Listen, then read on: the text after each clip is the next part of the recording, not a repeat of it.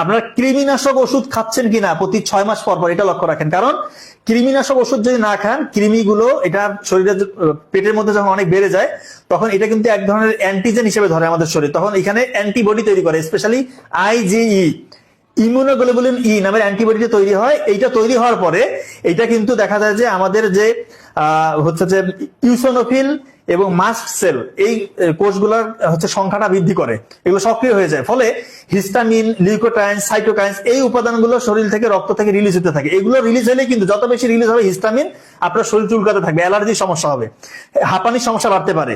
তো এই জন্য বলছি ভাই কৃমিনাশক ওষুধ খাওয়াটা খুবই জরুরি। এবং কৃমি যদি আপনার দীর্ঘদিন কৃমিনাশক ওষুধ না খান, আমি বলছি আপনারা অনেকে বলেন না যে স্যার অনেক খাওয়া দাওয়া করছি, পুষ্টির কোনো পুষ্টিকর খাবার প্রচুর খাচ্ছি কিন্তু আমার শরীরে রক্ত কমে যাচ্ছে, মনে হচ্ছে শরীরে কোনো বল পাই না, আমার ঘন ঘন রোগ জীবাণু দ্বারা আক্রান্ত হচ্ছে। আপনার কৃমি আপনার পুষ্টি খেয়ে নিচ্ছে, আপনার রক্ত খেয়ে নিচ্ছে, আপনার রোগ প্রতিরোধ ক্ষমতা কমে যাচ্ছে। এই জন্য কৃমিনাশক ওষুধ অবশ্যই আপনাকে খেতে হবে, খুব জরুরি। কৃমিনাশক ওষুধ আপনাকে অবশ্যই খেতে হবে।